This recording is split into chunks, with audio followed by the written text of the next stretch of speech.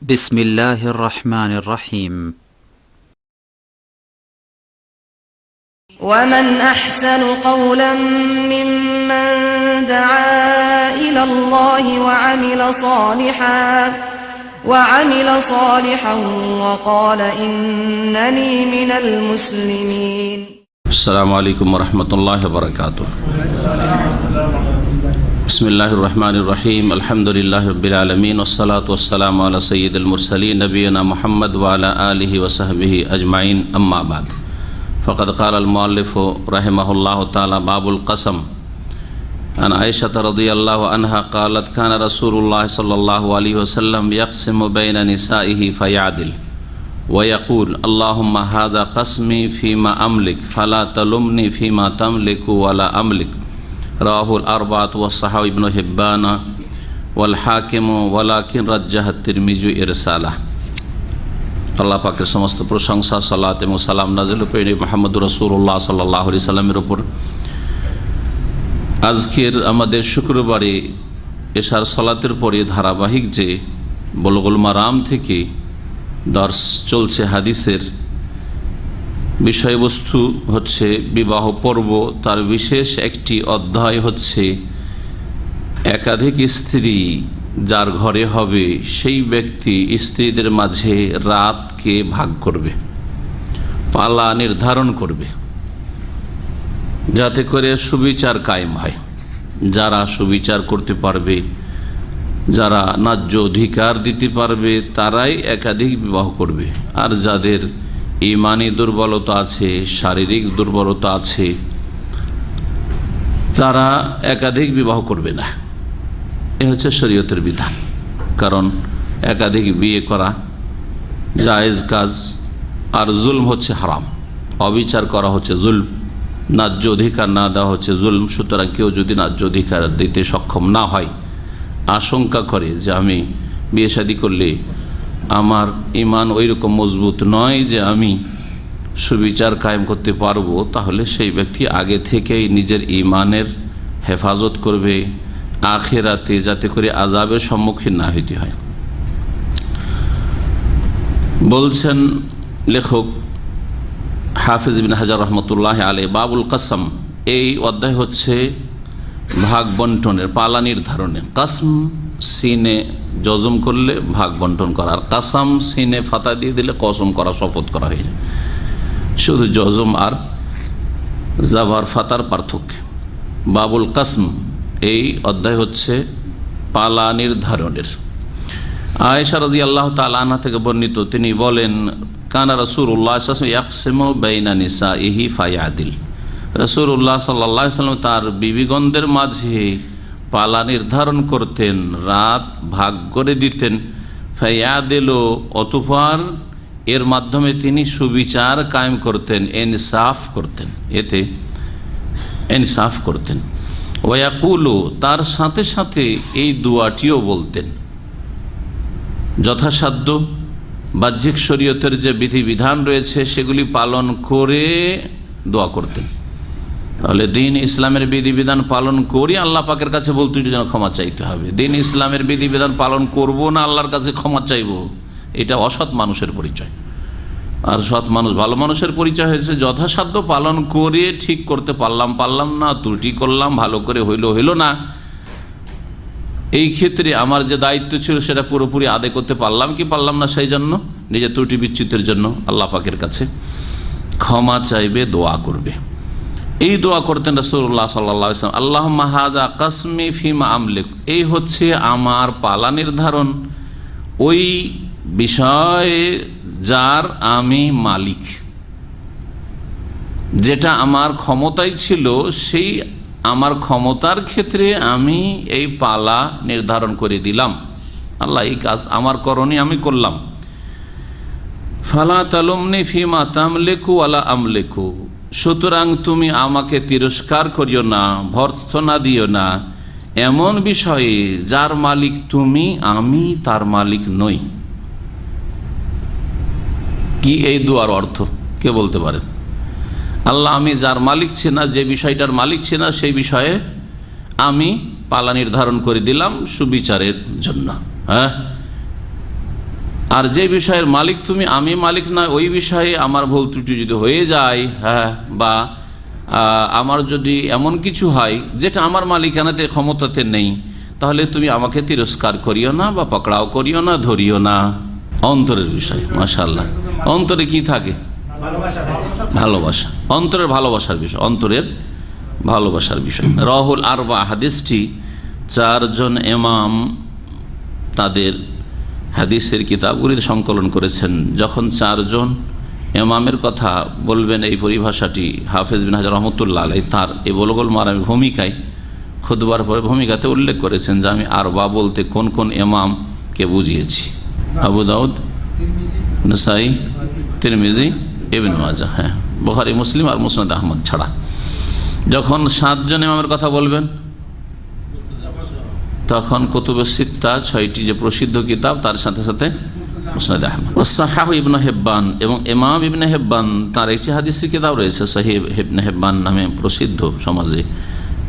তিনি সেই কিতাব সংকলন করেছেন, তার কাছে সহিহ, যেহেতু তিনি সেই কিতাবের নাম সহিহ বলে উল্লেখ করেছেন। ওয়াল হাকিম, এবং ইমাম হাকিম তার মুস্তাদরাক নামক কিতাবে উল্লেখ করেছেন, ইমাম হাকিমের কাছে হাদিসটি সহিহ।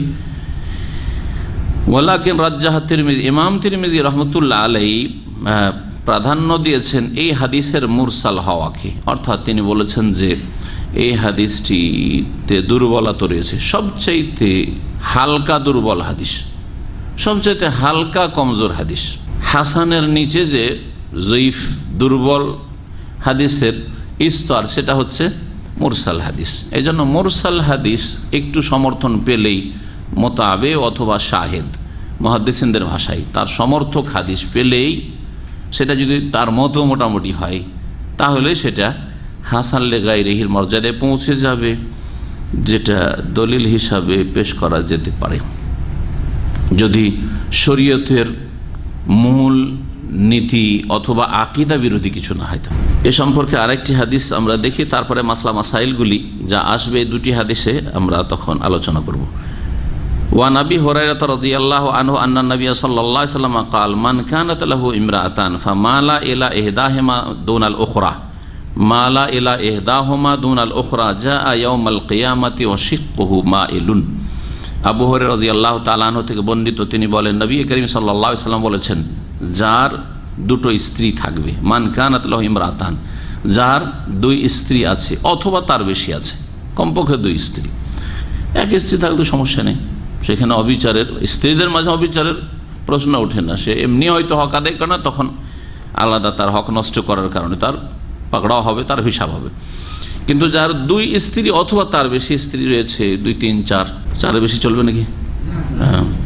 ফামালা এলা এহদাহুমা দুনাল উখরা, একটিকে বাদ দিয়ে আরেকটির দিকে সে ঝুঁকে পড়ল, একজনের দিকে ঝুঁকে পড়ল, দুনাল উখরা, অন্যজনকে বাদ দিয়ে, অর্থাৎ 2 জনকে সমান নজরে দেখে না, 2 জনের সাথে একই রকমের আচরণ করে না। এই রকম যদি করে কোনো ব্যক্তি, যেই ব্যক্তি বহু বিবাহ করেছে, একসাথে একাধিক স্ত্রী রাখে, যা ইয়াউমাল কিয়ামতে, সেই পুরুষ, সেই স্বামী কিয়ামতের দিন আসবে এমন অবস্থায়, ওয়াশিক্কুহু মাইলুন, তার একটা দিক ঝুঁকে থাকবে, একটা দিক ঝুঁকে থাকবে, মাইলুন মানে বাঁকা হয়ে থাকবে, এইদিকে ঝুঁকে থাকবে অথবা এইদিকে ঝুঁকে থাকবে। একদিকে যেমন দুনিয়াতে ঝুঁকি ছিল, এক স্ত্রীর দিকে ঝুঁকি ছিল, অন্য স্ত্রী এর দিকে সেই রকম নজর রাখতো না, তো ওই রকমই শাস্তিটা আখিরাতে বিচার দিবসে দেওয়া হবে। যা ইয়াউমাল কিয়ামতি ওয়াশিক্কুহু মাইলুন, কিয়ামতের দিনে আসবে, সে আল্লাহর সামনে হাজির হবে জবাবদিহির জন্য। প্রত্যেক ব্যক্তিকে সেখানে হিসাব দিতে হবে, আর প্রত্যেক ব্যক্তির সামনে সেখানে কর্মলিপি, আমলনামা পেশ করা হবে।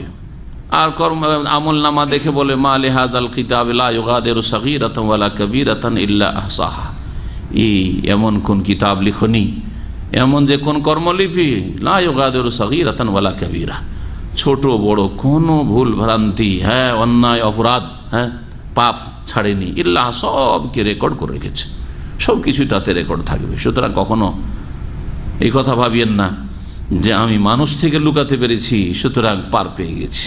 না, আল্লাহ রাব্বুল আলামিনকে ভয় করুন, এবং আল্লাহ রাব্বুল আলামিনকে যেই ব্যক্তি ভয় করবে সেই ব্যক্তি সৎ জীবন যাপন করতে পারবে। এর নাম হচ্ছে তাকওয়া।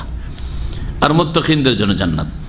কিয়ামতের দিন আসবে এমন অবস্থায় যে তার একটা অশিক্কমায় সে একদিকে ঝুঁকে থাকবে, বা তার শরীর একদিকে ঝুঁকে থাকবে, বাঁকা হয়ে থাকবে। এই রিওয়ায়াতটি সম্পর্কে ইমাম ইবনে হাজার রহমতুল্লাহ সংক্ষেপে বলেছেন যে ইমাম আহমদ বর্ণনা করেছেন, আর 4 জন ইমাম মানে আবু দাউদ, নাসাই, তিরমিজি, ইবনে মাজাতে রয়েছে। ওয়াসনাদুহু সহিহ, হাদিস সহিহ, হাদিস হচ্ছে সহিহ। কিন্তু শব্দের পার্থক্য রয়েছে। এই শিক্কহ মাইলুন, সে এক সাইডে ঝুঁকে থাকবে তার শরীর, এই যে শাস্তিটা দেওয়া হবে, এটা আবু দাউদে রয়েছে। কিন্তু তিরমিজিতে রয়েছে, ইবনে মাজাতে রয়েছে ওয়াশিক্কুহু সাকিতুন, মাইলুনের জায়গায় সাকিতুন শব্দ রয়েছে। কিয়ামতের দিন কি অবস্থায় আসবে যে তার একটা দিক সাকাতা ইয়াসকুতু মানে পড়ে যাওয়া। এখন সাকিতুন পড়ে যাওয়া, যে ঝুঁকে আছে সেও যেন মাটির দিকে পড়তে যাচ্ছে, এইরকম যদি ব্যাখ্যা করা হয় তাহলে মাইলুন আর সাকিতুনের ব্যাখ্যা একই হয়ে গেল। শব্দ আলাদা আলাদা, কিন্তু ব্যাখ্যা উদ্দেশ্য হচ্ছে এক। হয়তো বর্ণনাকারী শব্দটি রাসূলুল্লাহ সাল্লাল্লাহু আলাইহি ওয়াসাল্লামের অথবা সাহাবী থেকে শুনেছেন, পরবর্তীতে মনে রাখতে পারেননি, তখন কেউ মাইলুন বলেছেন, কেউ সাকিতুন। নবী সাল্লাল্লাহু আলাইহি ওয়াসাল্লাম একটি শব্দ বলেছেন। আর সাকিতুন অর্থ আর একটি হয়ে যেতে পারে। সাকাতে আসকত মানে পড়ে যাওয়া, হ্যাঁ, পড়ে যাওয়া। তাহলে একটা সাইড তার পড়ে যাবে মানে গোস্ত থাকবে না, এই অর্থ অনেক ভাষ্যকাররা করেছেন। একটা সাইডে কি থাকবে না? গোস্ত থাকবে না, হাড় হাড্ডি দেখা যাবে, কত বেশি লাগবে কিয়ামতের মাঠে। আর লোকেরা দেখবে সবাই, আর বুঝবে যে জুলুম করেছে স্ত্রীর ওপর। হ্যাঁ, এক স্ত্রীর উপর জুলুম করেছে, আর এক স্ত্রীর দিকে ঝুঁকে গেছে। হ্যাঁ, কত লাঞ্ছিত অপদস্থ হবে কত মানুষের সামনে, চিন্তা করুন আপনি। 1-2 মানুষের সামনে, ছোট বাচ্চাকেও, 5 বছরের ছেলেকেও যদি তার ভাই বোনদের সামনে যদি একটু বেজু কান ধরিয়ে দেন, তাহলে তার চোখের পানি থামা যাবে না। সারাদিন রাগ করে থাকে, করে না? কত নিজেকে লাঞ্ছিত মনে করে যে আমাকে লাঞ্ছিত করা হলে 1-2 ছেলের সামনে যদি এই কাজ করা হয়। তাহলে চিন্তা করুন আপনাকে কিয়ামতের দিন কত মানুষ, আদম আলাইহিস সালাম থেকে শুরু করে শেষ মানুষ পর্যন্ত, কিয়ামত পর্যন্ত কত মানুষ এসেছে, আছে আর আসবে, সকলের সামনে লাঞ্ছিত অবদস্ত আল্লাহ পাক রব্বুল আলামিন করবেন। সুতরাং কিয়ামতের লাঞ্ছনাকে ভয় করুন, আল্লাহ পাক রব্বুল আযাবকে ভয় করুন, যারা একাধিক বিয়ে করেছেন অথবা করতে ইচ্ছুক। রাওয়াহু আহমদ ওয়াল আরবা ওয়া সানাদুহু সহিহ। তো হাদিস হচ্ছে সহিহ। এই হাদিসগুলি থেকে বেশ কিছু মাসাইল জানা যায়, যে মাসাইলগুলি আমি বর্ণনা করব। নবী করিম সাল্লাল্লাহু আলাইহি ওয়াসাল্লাম পালা নির্ধারণ করতেন, এটা আমরা হাদিস থেকে জানলাম, তাই না? কিন্তু প্রশ্ন হচ্ছে যে নবী করিম সাল্লাল্লাহু আলাইহি ওয়াসাল্লামের জন্য পালা নির্ধারণের হুকুম কি ছিল, ফরজ ছিল কি, অথবা সাধারণ মুসলিমদের জন্য নবী সাল্লাল্লাহু আলাইহি ওয়াসাল্লাম ছাড়া উম্মতের জন্য পালা নির্ধারণ করার হুকুম কি, ফরজ না সুন্নাত? ফরজ, পালা নির্ধারণ করা ফরজ।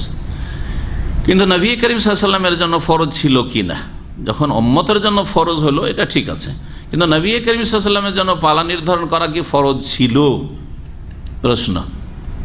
এই ক্ষেত্রে অধিকাংশ ওলামারাই বলছেন যে নবী সাল্লাল্লাহু আলাইহি ওয়াসাল্লামের উপর পালা নির্ধারণ ফরজ ছিল না, যদিও তার একসাথে কতজন স্ত্রী ছিলেন? 9 জন ছিলেন একসাথে। বলছেন তাই ভাষ্যকার যে এর পূর্বে উল্লেখ করেছি আন্নাল কাসমা লাইসা ওয়াজিবান আলান নবী সাবাইনা নিসাই, নবী করিম সাল্লাল্লাহু আলাইহি ওয়াসাল্লামের ওপর ভাগ বন্টন করা, পালা নির্ধারণ করা ফরজ ছিল না। কেন? দলিল কি? সূরা আহজাবের আয়াত নম্বর 51, সেই আয়াতে আল্লাহ পাক রাসূলুল্লাহ সাল্লাল্লাহু আলাইহি সাল্লামকে সম্বোধন করে বলছেন তুরজি মান তাশাউ মিনহুন্না, তোমার স্ত্রীদের মধ্য থেকে যাকে চাইবে তুমি সরিয়ে রাখবে। তুরজি ইরজা মানে সরিয়ে রাখা, দূরে রাখা, সাইডে রাখা। ও তুই ইলাইকা মান তাশা, আর যাকে চাইবে তুমি কাছে আশ্রয় দেবে।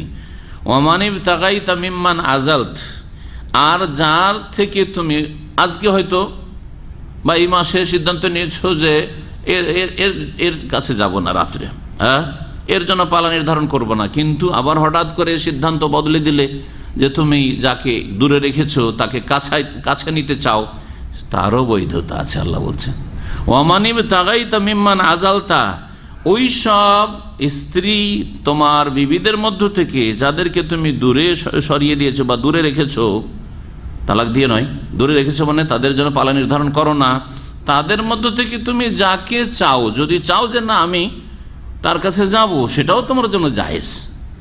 ফালা জুনাহা আলাইক, তোমার জন্য কোনো গুনাহ নেই। কে বলছেন? স্বয়ং আল্লাহ। ফালা জুনাহা আলাইক, তোমার কোনো গুনাহ নেই। আল্লাহ রাব্বুল আলামিন তার প্রিয় রাসূল সাল্লাল্লাহু আলাইহি সাল্লামকে, তার খালিলকে কত ভালোবাসেন এবং কত মর্যাদা দিয়েছেন, যে তোমার ইচ্ছা, তোমার স্বাধীনতা, তুমি পালা নির্ধারণ করিও না। যাকে সরিয়ে দিয়েছো তাকে যদি মনে করছেন না ভাই আমি ওকে নিয়ে আসি আবার, তাও তোমার চলবে। এই নয় যে তুমি একরকম সিদ্ধান্ত করেছো আবার আর একরকম কথা কেন? হ্যাঁ, স্বাধীনতাই তাহলে বাধা, তাহলে হ্যাঁ না, আল্লাহ সেটাও করছেন না। এর দ্বারা নবী করিম সাল্লাল্লাহু আলাইহি সাল্লামের মর্যাদা এবং আল্লাহ পাক রব্বুল আলামিনের যে তিনি খলিল, অন্তরঙ্গ বন্ধু, এটা স্পষ্ট প্রমাণ হয় যে আল্লাহ পাকের কাছে রাসূলুল্লাহ সাল্লাল্লাহু আলাইহি সাল্লামের কত মর্যাদা রয়েছে। যদি নবী সাল্লাল্লাহু আলাইহি ওয়াসাল্লাম নিজের পক্ষ থেকে করতেন তাহলে বলতেন যে তিনি হয়তো মানুষ হিসাবেই করেছেন। আল্লাহ পাক রব্বুল আলামিন তাকে ইখতিয়ার দিয়েছেন, তাকে স্বাধীনতা দিয়েছেন। তারপরেও রাসূলুল্লাহ সাল্লাল্লাহু আলাইহি ওয়াসাল্লাম যে মহান চরিত্রের অধিকারী, আল্লাহ জায়েজ করেছেন, তারপরে না এটা আমি করব না, তারপরে তিনি কি করতেন? সারা জীবন ধরে পালা নির্ধারণ করতেন সাল্লাল্লাহু আলাইহি ওয়াসাল্লাম, পালা নির্ধারণ করতেন। যেমন আগের প্রথম হাদিস প্রমাণ করলো, ভাগ বন্টন করে দিয়ে দোয়া করতে আল্লাহর কাছে যে আল্লাহ যদি অন্তর কারো দিকে বেশি ঝুঁকে থাকে তো সেই ক্ষেত্রে তুমি ধরিও না, কারণ অন্তরের ভালোবাসার ক্ষেত্রে আমার ক্ষমতা নেই ভালোবাসাকে কমিয়ে নিয়ে আসা, বেশি করা, সবাইকে একই নজরে ভালোবাসা, এটা আমার পক্ষে সম্ভব না। যখন ভালোবাসার কথা আসলো, এক হচ্ছে ভালোবাসার, এক হচ্ছে ভালোবাসার প্রতিফলন, একটা হচ্ছে ভালোবাসার, একটা হচ্ছে ভালোবাসার প্রতিফলন, মানে ওর রেজাল্ট, ফলাফল, ওর পরে পরিণতি যেটা হয়। দুটোর ক্ষেত্রে নবী করিম সাল্লাল্লাহু আলাইহি সাল্লামকে বা যে কোনো মানুষকে ছাড় দেওয়া হবে। এটা ভালোবাসার প্রতিফলন। ভালোবাসা অন্তরে একজনকে বেশি ভালোবাসেন, আরেকজনকে অতটা ভালোবাসতে পারেন না, ইচ্ছা করলেও অনেক সময় ভালোবাসা হয় না। এটা যেহেতু এর মালিককে একমাত্র আল্লাহ, ভালোবাসা কম বেশি হওয়া এটা একমাত্র আল্লাহ পাকের হাতে, আপনার হাতে। অনেক সময় চেষ্টা করে ভালোবাসা, মন বসে না। ভালোবাসার প্রতিফলন, হ্যাঁ, যে ভালোবাসলে তখন তাকে বেশি দিতে ইচ্ছা করে, ভালোবাসলে তাকে বেশি দিতে ইচ্ছা করে, সুতরাং খরচ খরচা ভরণ পোষণ ক্ষেত্রে তাকে বেশি দেব, তার জন্য যে মাল সামানগুলি কিনে একটু বেশি দামে কিনে নিয়ে আসবো, হ্যাঁ, তাকে বেশি সময় দেব, ইত্যাদি ইত্যাদি। এই বিষয়গুলি চলবে, ওই ক্ষেত্রে চলবে না, ওটা জায়েজ না। সুতরাং ভালোবাসার ক্ষেত্রে যেহেতু মানুষ নিজের এখতিয়ারে রাখে না, হ্যাঁ, আল্লাহর এখতিয়ারভূত ভালোবাসার বিষয়, সেই জন্য সেই ক্ষেত্রে মাফ, ছাড় রয়েছে। কিন্তু ভালোবাসার ফলাফল হিসাবে যে ভালোবাসি, সেই জন্য তাকে উপঢৌকন দিয়ে থাকি। উপঢৌকন দেওয়ার ক্ষেত্রে যে স্ত্রীকে বেশি ভালোবাসেন তাকে মাঝে মাঝে উপঢৌকন দেন, আর যাকে অত ভালোবাসতে পারেন না তাকে হয়তো কম দেন অথবা সস্তা দামের দেন, চলবে না, জায়েজ নয়, ভালো করে মনে রাখবে। সুতরাং ভালোবাসা পর্যন্ত সীমিত, ভালোবাসার পরে আর অন্য যেগুলি রয়েছে তার ফলাফল হিসাবে সেগুলির ক্ষেত্রে কম বেশি করা জায়েজ নয়, হারাম। কারণ সেই ক্ষেত্রে আমার এখতিয়ার আছে, বাজারে কেনার জন্য যাচ্ছি আর ওখানেও পারছি না, দুজনের জন্য সমান একই কোয়ালিটির জিনিস কিনতে নাকি না, এটা আমার ক্ষমতায় আছে, আমার। এই ক্ষেত্রে কথা বলতে পারেন যে ভালোবাসার ফলাফল হিসাবে আমাকে সবসময় মনটা চাই যে ওকে বেশি করে দিই, মন চাই যে শয়তান তোমাকে অস্পশা দিচ্ছে, কিন্তু তোমার ক্ষমতা আছে যে একই ধরনের জিনিস কিনবো, হ্যাঁ, প্রত্যেক মাসে সমান সমান খরচ দেবো, যার পরিবারে যে কজন সদস্য হিসাবে খরচ দেবো। কারো 5টা ছেলে আছে, কারো 1টা ছেলে আছে, সমান খরচ দেবে না, কখনো না। তো নবী করিম সাল্লাল্লাহু আলাইহি সাল্লামের উপর পালা নির্ধারণ ফরজ ছিল, তারপরেও পালা। ও মা হাযা ফাকাদ কানা সাল্লাল্লাহু আলাইহি ওয়াসাল্লাম ইয়াকসিমু বাইনাহুন্না, তা সত্ত্বেও নবী করিম সাল্লাল্লাহু আলাইহি সাল্লাম কি করতেন? পালা নির্ধারণ করতেন। ফি নাফাকাতে, খরচ খরচার ক্ষেত্রে, ওয়াল মাবিতে, রাত যাপনের ক্ষেত্রে, ওয়াত তাওয়াফি আলাইহিন্না, এবং তাদের কাছে দেখা সাক্ষাতের ক্ষেত্রে, তাদের সাথে দেখা সাক্ষাতের ক্ষেত্রে, অথবা তাদের সাথে সহবাসের ক্ষেত্রে যদি কেউ শুধু রাত কাটায়, এক স্ত্রীর কাছে গিয়ে শুধু রাত কাটায় কিন্তু ওর সাথে সহবাস করে না, আর এক স্ত্রীর কাছে রাত কাটায় একাধিকবার সহবাস করে, হ্যাঁ, এক স্ত্রীর বেলাতে 2বার 3বার সহবাস করে, আর এক স্ত্রীর কাছে সহবাসই করে না, তো জায়েজ এটা? বলছে এটা আমার ক্ষমতাই নেই নাকি? না, বল কথা এটা, তাই না? তারপরে এই হাদিস দ্বারা আরও প্রমাণিত হয় যে পুরুষের জন্য স্ত্রীর ক্ষেত্রে, স্বামীর জন্য স্ত্রীদের ক্ষেত্রে 2 অথবা তার বেশি স্ত্রী যদি থাকে তাহলে ভাগ বন্টন করা ফরজ, এবং ভাগ বন্টন করতে গিয়ে যে সব হুকুক রয়েছে, প্রাপ্য রয়েছে, অধিকার রয়েছে, এইসব ক্ষেত্রে একদিকে ঝুঁকে যাওয়া হারাম। ওয়াইয়াহরুমু আলাইহি আল মাইলু ইলা ইহদাহুন্না আনিল উখরা, একটিকে বাদ দিয়ে আর একটির দিকে ঝুঁকে যাওয়া এটা হারাম। ওই বিষয়গুলির ক্ষেত্রে ফিমা ইয়াকদিরু আলাইহি, যেগুলির ক্ষেত্রে সে সক্ষম, যেগুলির ক্ষেত্রে সক্ষম, যেমন নাফাকা, খরচ খরচা দেওয়া, ভরণ পোষণ, হ্যাঁ, তারপরে মাবিত, রাতে যাপন, হুসনুল মুকাবালা, দেখা সাক্ষাৎ, হ্যাঁ এটাও একটা সাক্ষাৎ। এক স্ত্রী ঘরে যাচ্ছেন, তখন হাসির শেষ নাই, হ্যাঁ, আমোদ ফুর্তির শেষ নেই, গল্পর শেষ নেই, তার সাথে সারা রাত গল্প করে কেটে যায়।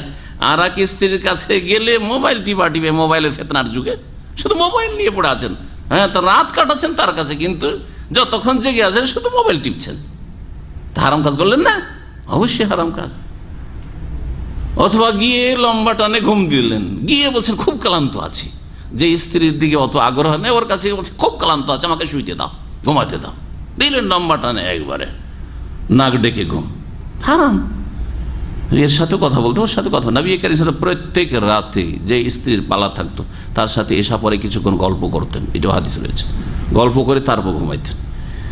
অনেকে এইরকম আছেন, হয়তো একাধিক স্ত্রী নাই, একটা স্ত্রী আছে, কিন্তু সারাদিন এত কাজকর্ম করেন, মেহনত পরিশ্রম করেন, বাসায় যাওয়া, বাড়িতে যাওয়া, স্ত্রীর কাছে যাওয়া, বিছানায় যাওয়া, মানে লম্বা টানে ঘুম। এটা নবীর তরিকার খেলাফ। হ্যাঁ, রাত্রে গিয়ে একটু গল্প গুজব করেন, কথা বলেন, 10 মিনিট 20 মিনিট আধা ঘন্টা একটু কথা বলেন, তারপরে ঘুমান, সাথে সাথে লম্বা টানে ঘুম দিয়ে দেন। এটা রাসূলের আদর্শ নয়।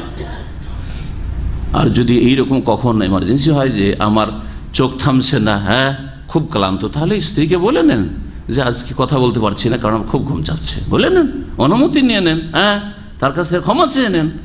এগুলি হচ্ছে হকের বিষয়, এগুলির ক্ষেত্রে সজাগ হওয়া উচিত।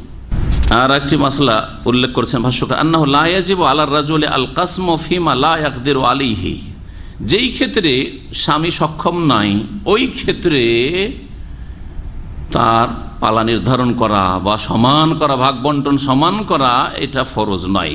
আর সেটা হচ্ছে ওহা মায়াত আল্লাহ কবিল কালব, সেটা হচ্ছে অন্তরের বিষয়, যেমন মিনাল মাহাব্বাতি, ভালোবাসা, অল মাইলুল কালবি, অন্তরটা সেদিকে ঝুঁকে থাকা। হয়তো বড় স্ত্রীর বাড়িতে আছেন, কিন্তু সবসময় ছোট স্ত্রীর কথাই মনে আসে, সবসময় ওর কথাই মনে আসে, হ্যাঁ, বাড়ির বাইরে কাজকর্মে ডিউটিটা আছেন, 2 স্ত্রী আছে, ওই যেটাকে বেশি ভালোবাসেন ওর কথাই সবসময় মনে পড়ে, বড়োর কথা মনে পড়ে না। তো এইসব ক্ষেত্রে ছাড় আছে না নেই? মনে পড়ার ক্ষেত্রে, কারণ মনে পড়ে অন্তর থেকে, কিন্তু তার সাথে মনে পড়ে সেজন্য টেলিফোন লাগিয়ে দিলেন। আজকাল নেটের যুগে টেলিফোন লাগিয়ে লম্বা কথা, যে স্ত্রীকে ভালোবাসে তার সাথে, আর যাকে ভালোবাসে তার সাথে, হ্যাঁ, গল্পই নেই। 8 ঘন্টা ডিউটি করছেন, একবারও কল করেন না, যে এসছেন তারপরে গিয়ে আবার দেখা হবে, জায়েজ? আমাদের বন্ধু মানুষ একজন, 2 স্ত্রী আছে, তো দেখি যে অফিসে থাকে টেলিফোন প্রতিদিন করে, যে স্ত্রীকে বেশি ভালোবাসে অথবা যে স্ত্রী ছোট, সাধারণত ছোটটাকে বেশি ভালোবাসে, এটা হচ্ছে মানুষের স্বভাব, ব্যতিক্রম কখনো কখনো হয়। তো ওকেই টেলিফোন করে দেখি, আর বড়টায় কখনো টেলিফোন করতে দেখি না, মাঝে মাঝে আমি একটু খোঁচা দিয়েছি, হ্যাঁ, যে কী ব্যাপার স্যাপার, 2 টেলিফোন তো দেখি না, একটাই টেলিফোন শুধু শুনি, বুঝতে পারা যায় যে কাকে টেলিফোন করছে। তো কথা হচ্ছে যে এটা জায়েজ না, এটা কি জায়েজ? অন্তরে বারবার ওর কথা মনে পড়ছে, সেটা আলাদা বিষয়, সেই ক্ষেত্রে আল্লাহ ছাড় দেবেন। কিন্তু আপনি টেলিফোন ওকে করবেন, 1 ঘন্টা একে করেন, 5 মিনিট কী আছে, কী খবর, বা 1 মিনিট 2 মিনিট, ব্যাস, জায়েজ না। এই ক্ষেত্রে আপনার ক্ষমতা আছে যে একেও 5 মিনিট করবো টেলিফোন, ওকেও 5 মিনিট টেলিফোন। আর একটি বিষয় আছে, ভাষ্যকার উল্লেখ করেছেন, বিষয়গুলি যদি ক্লিয়ার না করা যায় তো অনেক সময় অস্পষ্ট থাকবে মাসলাগুলি। অনেক সময় সহবাসের ইচ্ছাটা নিজের ইখতিয়ারে আছে কি? নিজের ইখতিয়ার আছে? সহবাসের ইচ্ছা, সহবাস করতে ইচ্ছা করা, হ্যাঁ, আপনার মধ্যে যৌন চাহিদা বাড়ছে, এটা অনেক সময় নিজের ইখতিয়ারে নেই, হ্যাঁ, নিজের ইখতিয়ারে থাকে না। আপনি হয়তো মনে করছেন যে আজকে সহবাস করি, কিন্তু ওর কাছে গিয়ে সহবাস করার মতো যোগ্যতা আসলে বিশেষ করে দুর্বল মানুষদের অথবা যাদের বয়স বেশি হতে যাচ্ছে, ধীরে ধীরে বয়স বেশি হলে যৌন চাহিদা কমে, এইরকম হচ্ছে। তো এই ক্ষেত্রে ছাড় আছে কি না? ছাড় আছে। আপনার নিয়ত রাখতে হবে যে আমি সহবাস করব, কিন্তু আপনার চাহিদা হচ্ছে না, করতে পারলেন না, সেই ক্ষেত্রে ছাড় আছে।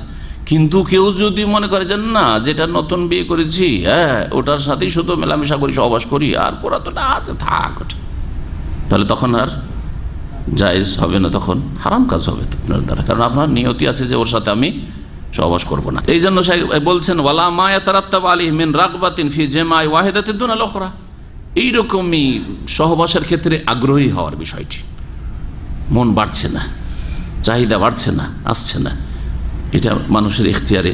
কারণ আল্লাহ পাক কোরআনে কারিমে ইরশাদ করেছেন যে মানুষকে আল্লাহ পাক সাধ্যের বাইরে কোনো দায়িত্ব শরীয়তে দেন নাই। ফাহাদি ওমরুন লাইসাত ফি তাওকিল ইনসান, এই বিষয়গুলি ভালোবাসার বিষয়, অন্তর কোনো দিকে বেশি ঝুঁকে থাকা অথবা সহবাসের চাহিদা হওয়া, এই বিষয়গুলি মানুষের ক্ষমতার বাইরে। লা ইউকাল্লিফুল্লাহু নাফসান ইল্লা উসাহা, সূরা বাকারার শেষ আয়াতে আল্লাহ পাক ইরশাদ করেছেন, কি বলছেন? লা ইউকাল্লিফুল্লাহু নাফসান, কোন ব্যক্তিকে আল্লাহ পাক এমন দায়িত্ব চাপান না যেটা ইল্লা উসাহা, যেটা তার সাধ্যের বাইরে। আল্লাহ পাক রব্বুল আলামিন কোরআনে কারিমে সূরা নিসা আয়াত নম্বর 129-এ একাধিক স্ত্রী যাদের আছে তাদের ক্ষেত্রে ইরশাদ করছেন, ফালা তামিলু কুল্লাল মাইলি ওয়ালান তাস্তাতিউ আন তা'দিলু বাইনান নিসাই ওয়ালাউ হারাসতুম, তোমরা কখনো ওয়ালান তাস্তাতিউ, কখনো তোমরা সক্ষম হবে না, আন তা'দিলু বাইনান নিসাই, যার একাধিক স্ত্রী আছে, স্ত্রীদের মাঝে সুবিচার করতে কখনো পুরোপুরি সক্ষম হবে না। কোন ক্ষেত্রে এটা বলা হয়েছে সক্ষম, কখনো সক্ষম হবে না? অন্তরের বিষয়গুলির ক্ষেত্রে, জি, বাহ্যিক বিষয় নয়। যখন এইরকম অবস্থা, অন্তরের ক্ষেত্রে সমান নজরে দেখতে পারবে না, সমান মহব্বত করতে পারবে না, এটা তোমার ক্ষমতায় নেই, আল্লাহ নিজেই বলে দিচ্ছেন। সুতরাং ফালা তামিলু কুল্লাল মাইলি, পুরোপুরি কোনো একদিকে ঝুঁকে যেও না। আল্লাহ কুল্লাল মাইল বলেছেন, তাহলে বুঝে এমন ভাবে ঝুঁকে যাওয়া যে একটার সাথেই থাকা, একটার সাথেই খাওয়া দাওয়া, একটি শুধু খোঁজ খবর নেওয়া, হ্যাঁ একটার সাথেই শুধু সহবাস, এগুলি হচ্ছে কুল্লাল মাইল। কিন্তু পালা নির্ধারণ করি যদি কখনো কম বেশি কোনো ক্ষেত্রে হয়ে যায়, আংশিক ঝুঁকে যাওয়া, তাহলে কুল্লাল মাইল আর বাদুল মাইল আরবি ভাষায় বুঝায় পুরোপুরি ঝুঁকে যাওয়া আর আংশিক ঝুঁকে যাওয়া। আংশিক যদি কোনো ক্ষেত্রে হয়, সহবাস করার ইচ্ছা ছিল যে এর পালাতেই গো সহবাস করব, কিন্তু সেই দিন চাহিদাই হইল না, কিন্তু আরেকজন যার সাথে মহব্বত বেশি সেখানে গিয়ে চাহিদা হয়ে গেল, তাহলে কি না ভাই গত রাতে ওর সাথে সহবাস করতে পারিনি সেজন্য এর সাথে সহবাস করবো না, জায়েজ না? না, এত কঠোরতা নেই। এই জন্য ফুকাহা কেরাম বলেছেন যে সহবাসের ক্ষেত্রেও সমান বন্টন করতে হবে, যেমন রাত বন্টন করতে হবে না, ওই রকম জরুরি নয়, কম বেশি সেই ক্ষেত্রে করার বা হওয়ার বৈধতা আছে। আল্লাহ পাক সূরা আনফাল আয়াত নম্বর 63-তে বলেছেন, মানুষের অন্তরকে, একের অন্তরকে আর একজনের সাথে জড়িয়ে দেওয়া, ভালোবাসা সম্প্রীতি পয়দা করে দেওয়া, এটা একমাত্র আল্লাহ পাক রব্বুল আলামিনের কাজ। লাউ আনফাকতা মা ফিল আরদি জামিআন, আল্লাহ পাক বলছেন যে পৃথিবীতে যা কিছু ধন সম্পদ রয়েছে সব কিছুই যদি তুমি খরচ করে দাও, ব্যয় করে দাও ভালোবাসা জন্মানোর জন্য, সম্প্রীতি মহব্বতের জন্য, মা আল্লাফতা বাইনা কুলুবিহিম, মানুষের মাঝে ভালোবাসা কখনো সৃষ্টি করে দিতে পারবে না, হ্যাঁ ভালোবাসা তৈরি করে দিতে পারবে না, কখনো তাদের অন্তরগুলিকে জড়িয়ে দিতে পারবে না। ওয়ালাকিন্নাল্লাহ আল্লাফা বাইনা, তবে আল্লাহ রব্বুল আলামিন মানুষের অন্তরকে জড়িয়ে দিয়ে থাকেন, একজনের আরেকজনের সাথে মহব্বত পয়দা করে দিয়ে থাকেন, একমাত্র আল্লাহ পাকের হাতে। এই হাদিসগুলি একাধিক স্ত্রীর ক্ষেত্রে যদিও, কিন্তু এই হাদিস থেকে আরেকটি মাসলা, ব্যাপক মাসলা ইস্তেমবাত হয়, সেটা হচ্ছে যে প্রত্যেক মুসলিম বা প্রত্যেক মানুষের জন্য ফরজ যে তার অধীনে যেসব লোকেরা রয়েছে, স্ত্রীরা হোক অথবা ছেলে মেয়েরা হোক, এরা অধীনস্থ, অথবা চাকর নকর হোক, দাস দাসী হোক, অধীনে যারা কর্মচারী হোক, তাদের মাঝে কি করতে হবে? সুবিচার করতে হবে, ন্যায্য অধিকার তাদের সুবিচার কায়েম করতে হবে। আল আদল মাতলুবুল মিন ইনসান ফি কুল্লি মা হুয়া তাহতা তাসাররুফ মিনাজ যাওজাত, স্ত্রী হোক ওয়াল আওলাদ, ছেলে মেয়ে হোক, ওয়াল আত্মীয় স্বজনদের ক্ষেত্রে, ভাইয়ের ক্ষেত্রে দুই নজরে দেখছেন, অথচ আচরণ দুজনেরই ঠিক আছে। হ্যাঁ, একজন যদি জুলুম করে সেটা আলাদা কথা, একজন আপনার সাথে খারাপ আচরণ করে সেই জন্য অন্তরে তার উপর ভালোবাসা হচ্ছে না, এটা স্বাভাবিক মানুষের প্রকৃতি। কিন্তু একই রকমের ভাই, একই স্তরের লোকেরা আর ভালোবাসায় যদি পার্থক্য, হ্যাঁ, দেওয়া পোয়াতে পার্থক্য ইত্যাদি, ওয়াল জিরান, প্রতিবেশীর ক্ষেত্রে, এই প্রতিবেশী সেও প্রতিবেশী, একই রকমের আচরণ করবেন আপনি। একই রকমের আচরণ না করলে এতে ঘৃণা ছড়াবে, কি হবে, এতে আপনার কল্যাণ নেই, আপনারও ক্ষতি আছে। প্রতিবেশী যদি জানতে পারে যে আমার দেশে কুরবানির গোস্ত দেওয়া তো ভাষা আছে, পাড়া প্রতিবেশী দিতে হয়, এর বাড়িতে একটু বেশি করে দিয়ে দেন আর এর বাড়িতে একটু কম দেন, দেখেন গোস্ত আধ কিলো গোস্তও দিলেন, এর বাড়িতে 1 কিলো, যেতে খবর পেয়েছে ওকে 1 কিলো দিয়েছে, দেওয়ার পরেও সুনাম হলো না, বদনাম বরং শত্রুতা হবে না, হবে না? হ্যাঁ, বিবাহ শাদীতে এর বাড়ি লোকদেরকে ডেকেছেন অথবা দাওয়াত দিয়েছেন আর একে দাওয়াত দেননি, দুশ্মনী হবে না, হবে না? এর বাড়ি থেকে একজনকে দাওয়াত দিয়েছেন, এর বাড়িতে গোটা বাড়ির সকলের দাওয়াত তোমাদের। এই কাজগুলি আমাদের গ্রামীণ অঞ্চলে করে অনেক সময়। তো যদি এইরকম পার্থক্য করেন তো কি হবে, দাওয়াত দিও, সম্প্রীতি বাড়বে, ভালোবাসা বাড়বে, দুশ্মনী বাড়বে। বড় হিকমত রয়েছে আল্লাহ পাক রব্বুল আলামিনের বিধানে। এই হাদিসগুলি দ্বারা বোঝা যায় যে আল্লাহর হকের চাইতে বেশি গুরুত্বপূর্ণ হচ্ছে বান্দার হক। হ্যাঁ, আল্লাহর হকের ক্ষেত্রে আল্লাহ রব্বুল আলামিন হতে পারে মাফ করে দেবেন, কিন্তু বান্দার হকের ক্ষেত্রে যদি আপনি কারো হক নষ্ট করেন, স্ত্রীর হক নষ্ট করেন, ছেলে মেয়ের হক নষ্ট করেন, ভাই বোনের হক নষ্ট করেন, আত্মীয় স্বজন হক নষ্ট করেন, কোনো মুসলিম ভাইয়ের হক নষ্ট করেন, অথবা অমুসলিম কাফেরের হক নষ্ট করেন, হকের ক্ষেত্রে সকলের অধিকার, অমুসলিমের অধিকার রয়েছে, ওই রকম অধিকার রয়েছে যেমন আপনার মুসলিম ভাইয়ের অধিকার রয়েছে। এই জন্য ওলামারা বলছেন যে আপনার যদি কর্মচারী মুসলিম অমুসলিম থাকে আর যোগ্যতা একই রকমের থাকে, দিনের ভিত্তিতে, ধর্মের ভিত্তিতে আপনি তাকে স্যালারি কম বেশি করবেন, এটা হারাম, জায়েজ নয়, জায়েজ নয়। এ হচ্ছে দ্বীন ইসলাম। এই কথা যদি অমুসলিমদের কাছে প্রচার করেন তো তারা ইসলামের দিকে আকৃষ্ট হবে। এই ইসলাম শিক্ষা দিয়েছে, ইসলামের কথা বলেন শুধু মুসলিমদের সাথে সুবিচার করো, অমুসলিমকে ওই নজরেই দেখতে হবে। হ্যাঁ, হকের ক্ষেত্রে, অধিকারের ক্ষেত্রে যেই নজরে আপনি দেখবেন একজন মুসলিম ভাইকে, হ্যাঁ, মুসলিম ভাইয়ের সাথে আপনার ইমানি ভাতৃত্ব রয়েছে, সেটা আলাদা বিষয়, কিন্তু কাজকর্ম ডিউটি করেছে, সে ন্যায্য অধিকার পাবে, হ্যাঁ, প্রমোশন পাবে, যেমন মুসলিম পাচ্ছে অমুসলিম। মানুষের হকের ক্ষেত্রে যদি হক নষ্ট করা হয় তো আল্লাহ পাক কখনো মাফ করবে না যতক্ষণ পর্যন্ত ওই মানুষ ক্ষমা না করবে, তার কাছ থেকে ক্ষমা চেয়ে না নেবেন। আরও ভাষ্যকার উল্লেখ করছেন যে যার একাধিক স্ত্রী রয়েছে অথবা আত্মীয় স্বজন রয়েছে, সাথী সঙ্গীরা রয়েছে, কর্মক্ষেত্রে রয়েছেন, পাড়া প্রতিবেশী রয়েছে, আর সকলের রয়েছে।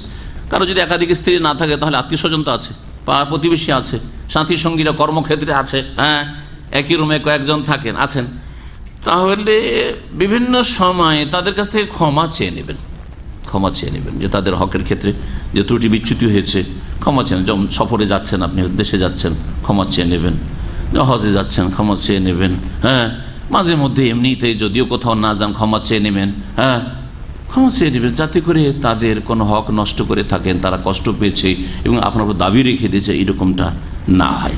শুরুতে একটি বিষয় উল্লেখ করেছিলাম, সেটা হচ্ছে যে যারা আশঙ্কা করবে যে আমি একাধিক বিবাহ করলে সুবিচার করতে পারবো না, ন্যায্য অধিকার দিতে পারবো না, তাদের জন্য একাধিক বিবাহ করা কি মাকরুহ, জায়েজ নয়, হারাম। বরং একটিতেই তার জন্য সে ক্ষান্ত করবে। আল্লাহ রাব্বুল আলামিন কোরআনে কারীমে সূরা নিসার আয়াত নম্বর 3 ইরশাদ করেছেন, ফাইন খিফতুম আল্লাহ তা'দিলু ফাওয়াহিদা, তোমরা যদি সুবিচার করতে পারবে এই বিষয়ে আশঙ্কা করো যে পারবো না, হয়তো ফাইন খিফতুম, আশঙ্কা করো, আল্লাহ তা'দিলু, যে আমার দ্বারা ইনসাফ হবে না, সুবিচার করতে পারবো না, আমি ন্যায্য অধিকার দিতে পারবো না, তাহলে ফাওয়াহিদা, একজন স্ত্রী রাখো, নিরাপদ, আর না হইলে আল্লাহ আগে একাধিক দিয়ে শুরু করে, ফানকিহু মা তাবা লাকুম মিনান নিসা মাসনা ওয়া সুলাসা ওয়া রুবা ফাইন খিফতুম আল্লাহ তা'দিলু ফাওয়াহিদা, বিবাহ করো, দুই মানে এক যুগে 2 রাখতে পারো, একই সময়ে একই টাইমে 3 রাখতে পারো, আর রুবা একই সময়ে 4 রাখতে পারো। যদি না পারো ইনসাফ কায়েম করতে, ইমানি দুর্বলতা অথবা শারীরিক দুর্বলতার কারণে, যে কোনো অথবা আর্থিক দুর্বলতা, যেটা শুরুতে বলি, আর্থিক দুর্বলতা, অনেক সময় দেখা যাচ্ছে ইমান মাশাআল্লাহ মজবুত আছে, হ্যাঁ, যে যা কিছু, হ্যাঁ, লবণ রুটি যা জোটে আমি ভাগ করেই দিব, হ্যাঁ, শারীরিক সুস্থতাও আছে মাশাআল্লাহ, ওই দিক থেকে হক আদায় করতে পারবেন। কিন্তু আর্থিক দিক থেকে একটা রুম আছে আপনার, আর একটা রুম অতিথির, আর একটা বিয়ে করতে চাইছেন, কোথায় রাখবেন? হ্যাঁ, ওই যে বৈঠকখানা আছে, মেহমানের রুম আছে, ওইখানে রেখে দেবো, উচিত হবে? একই উঠানে রেখে দেবো। আমাদের দেশের যারা বিবাহ করে অধিকাংশ লোক ফাসেক, কিন্তু আল্লাহ ভীরুর লোক তেমন বিয়ে করে না আমাদের দেশে। আল্লাহ ভীরুর লোক ভয়ই করে না কি করে আল্লাহ জানে, বিয়েই করে এরা। অধিকাংশ ফাসেক লম্পটরাই বিয়ে করে একাধিক, যার ফলে এই বহু বিবাহ এমনিও বাস্তবেও বদনাম আমাদের দেশে, বাস্তবে সুবিচার কায়েম হয় না। আসলে বিবাহ শাদীর ক্ষেত্রে বাড়িও আলাদা করতে হবে, এমন নয় যে পাশাপাশি দুটো রুম আছে।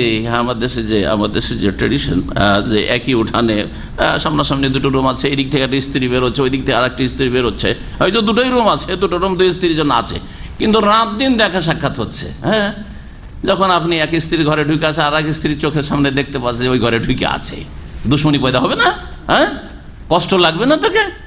কিন্তু চোখের আড়ালে আর একটা বাসা বা একটা বাড়ি যদি থাকে, তাহলে কি কোথায় আছে না আছে, কি করছে না করছে, ওই সব মগজ থেকে একটু দূরে আছে, ঠিক কিনা? তাহলে বোঝা গেল যে এক বাড়িতে এরকম দুটো রুম তৈরি করে দেবে, একটা ফ্ল্যাটে তিনটা রুম আছে ভাই, একটা মেহমান অতিথির জন্য, আর একটা স্ত্রী একটা ওই স্ত্রী, এরকম জায়েজ না। আসলে এভাবে ঠিক নয়, ঠিক নয়, কারণ এতে শত্রুতা বাড়বে তাদের মাঝে। ওরা দুইজনে মোমেন না, দুটো স্ত্রী আপনার মোমেন না, তো মোমিনের বিরুদ্ধে শত্রুতা বাড়বে, বিদ্বেষ বাড়বে, একে অপরকে বরদাস্ত করতে পারবে, দেখতেই পারবে না, তো তারা গুনাহগার হবে না আপনার কারণে? তাহলে আর্থিক সচ্ছলতা, কমপক্ষে দুটো বাড়ি করেন, পাশাপাশি দুটো বাড়ি করেন। এবার মক্কা গেলাম, তো শেখ বাশির মাসুমি এখানে যে মাঝে মাঝে আসেন, আমাদের বাঙালি সৌদি, তো ওনার বাড়িতে দাওয়াত করলেন। বিয়ে করেছেন মরক্কো মাগরিবি এক মহিলাকে বিয়ে করেছেন। তো আমার ছেলে মেয়ে সবাই ছিল, সবকে দাওয়াত করলেন। গেলাম দাওয়াত, তো ওখানে তো গাড়ি নেই, নিয়ে গেল, আবার দিয়ে গেল বেচারা, জাজাকুমুল্লাহ খায়ের। তো গেলাম, তো ওনার বাড়িটা আওয়ালিতে, শেখ সোদাসের বাড়ির কাছাকাছি। তো যেই ভাই বশির সাহেবের ফুফাতো বা খালাতো ভাই, উনিও অনেক দিন আছেন ফ্যামিলি নিয়ে, উনি আমাদেরকে নিয়ে গেলেন, আবার রাখতে আসলেন। তো রাখতে আসতে বলে যে শেখ সোদাসের বাড়িটা আপনাকে দেখিয়ে দেবো, যে দেখান চলেন, আর ওনার মসজিদটা দেখিয়ে দিই। মসজিদের কথা শুনেছিলাম, ওখানে আমাদের একজন বাঙালি আমার ভক্ত আবার আছে, এই লম্বা দাড়ি মাশাআল্লাহ, ওই মসজিদের খাদেম। তো দেখাই দেন, কিন্তু রাত তখন 1টা বেজে গেছে, আর ওই বাঙালি ভাইয়ের সাথে দেখা করা হলো না, অথচ টেলিফোনে মাঝে মধ্যে কথাও বলেছে ও।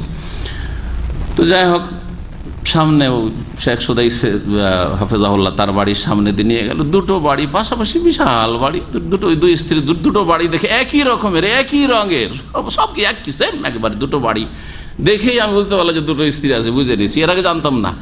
তখন সাথে সাথে উনি বলছেন যে ওনার দুটো স্ত্রী দেখছেন না, দুটো বাড়ি। হ্যাঁ, এইরকম করে।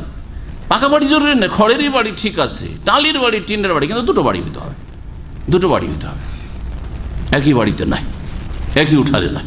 আচ্ছা, আর একটি মশলা, গুরুত্বপূর্ণ মশলা থেকে গেছে, এই যে পালা নির্ধারণ করতে হবে দিন রাত 24 ঘন্টার না শুধু রাতের মশলা, এটা গুরুত্বপূর্ণ মশলা, তাই না? যে জানা জরুরি। যারা বিবাহ করতে চান, আছেন নাকি 2 বিবাহ করার লোক এখানে? মাশাআল্লাহ, কেউ নাই? হ্যাঁ, সব, হ্যাঁ সব মুআহিদিন। শেখ বিন বাজ বলে, শেখ আলবানী আর শেখ বিন বাজে দুজনে এই সম্পর্কে আলোচনা হয়। তো শেখ ইবনে বাজে আলবানীর একাধিক স্ত্রী ছিল, একাধিক স্ত্রী, তো 2 বা 3টে স্ত্রী। আর শেখ ইবনে বাজ অন্ধ মানুষ, তার একা স্ত্রী। তা বলছে যে আনতা মিনাল মুআহিদিন, আপনি তৌহিদবাদী। তৌহিদ মানে এক স্ত্রীওয়ালা, তৌহিদ মানে আকীদার ক্ষেত্রে তৌহিদরা, বিবির ক্ষেত্রে তৌহিদওয়ালা। জি, তো আপনার সব মুআহিদিন মাশাআল্লাহ, আকীদা তো তৌহিদ, আর পারিবারিক ক্ষেত্রেও তৌহিদ মাশাআল্লাহ, তৌহিদ আর তৌহিদ সব, শরীক নেই কোনো কিছুতে। যেমন ছুটি গেছেন আপনি, বাড়িতে বসে আছেন, কাজকর্ম নাই, সমাধান অবশ্যই থাকতে হবে শরীয়তে। হ্যাঁ,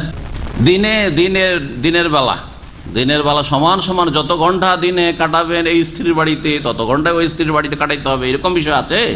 এই জন্য আগে আলোচনা বলেছিলাম মাবিত, রাত্রি যাপনের ক্ষেত্রে দিনে নবী করিম সাল্লাল্লাহু আলাইহি ওয়াসাল্লামের দাওয়াতি কাজ ছাড়া, দিনের কাজ ছাড়া তিনি সকালবেলা একবার আর বিকেলবেলা আসর পরে একবার প্রত্যেক স্ত্রীর বাড়িতে চক্কর লাগাতেন, প্রদক্ষিণ করতেন। জি, সকালে একবার যেতেন, খোঁজ খবর নিয়ে নিতেন, কে কী অবস্থায় আছে, কার কিছু সুবিধা অসুবিধা আছে, কার বাড়িতে কিছু আছে, কারোর বাড়িতে কিছু থাকলে খেয়েও নিতেন।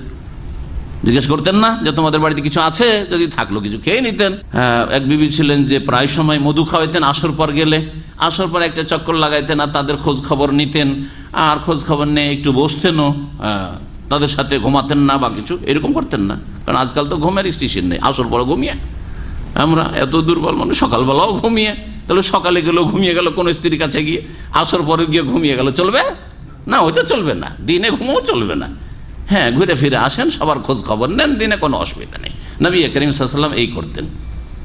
কেউ কিছু খেতে দিল, খেয়ে নিলেন, গল্প গুজব একটু করলেন, কথা বললেন, আর তারপরে আর এক স্ত্রীর কাছে চলে গেলেন। এই রকম করতেন নবী করিম সাল্লাল্লাহু আলাইহি ওয়াসাল্লাম। আরও স্পষ্ট করে বলি, দিনে নবী সাল্লাল্লাহু আলাইহি ওয়াসাল্লাম সকাল বিকাল যে যেতেন, এই ক্ষেত্রে শরীয়তের মাসলা জানতে হবে। স্ত্রীর গায়ে হাত দেওয়া জায়েজ হবে, সহবাস জায়েজ, যার পালা তার কাছে গিয়ে, কিন্তু স্ত্রীর গায়ে হাত দেওয়া, চুমন দেওয়া এইরকম চলবে না? চলবে না? চলবে। নবী সাল্লাল্লাহু আলাইহি ওয়াসাল্লাম করতেন এটা, নবী করিম সাল্লাল্লাহু আলাইহি ওয়াসাল্লাম করতেন। আসবে হাদিস, মিন দুনে মাসিসিন, শুধু সহবাস করতেন না, সহবাস ছাড়া আমাদের কাছে এসে বসতেন, গল্প গুজব করতেন, আদর স্নেহ করতেন। ওয়া ইমাদুল কাসমি আল-লাইল, আসল পালা নির্ধারণ হচ্ছে রাতের। লিআন্নাহু, কেন রাতের, কেন পালা নির্ধারণ? লিআন্নাহু মাওয়াল ইনসানি ইলা মানজিলিহি, কারণ সাধারণত মানুষ আশ্রয় নেই রাতেই নিজের বাসায়, নিজের বাড়িতে। দিনে আশ্রয় নেয় না, দিনে সাধারণত ওই রকম লম্বা টানে ঘুম দেয় না বা আরাম বিশ্রাম করে না। দিনে কাজকর্ম, দিন আল্লাহ কাজকর্মের জন্য করেছেন। কিন্তু ব্যতিক্রম কখন বলবো? যখন কারো নাইট ডিউটি, রাতে ডিউটি করে, বলছে রাতে তো আমি ডিউটি করি, আর কি পালা নির্ধারণ করবো? চলবে নাকি? ওকে তখন দিনে পালা নির্ধারণ করতে হবে। রাত্রে ডিউটি করেছে, দিনে যেহেতু ঘুমাবে, সুতরাং দিনে স্ত্রীদের পালা নির্ধারণ করবে।